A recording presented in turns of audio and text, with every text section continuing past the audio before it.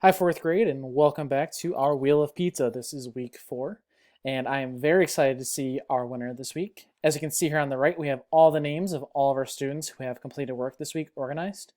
And I'm really excited about this week because I see a lot of names on here that are repeated. So I see a lot of students who are putting in a lot of effort across all of the different topics assigned throughout the week.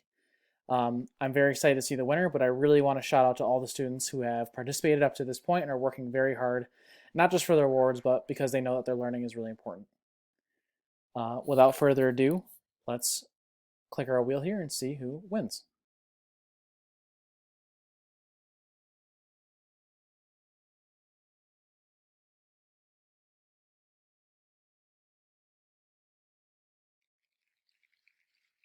Big shout out to Jermaine.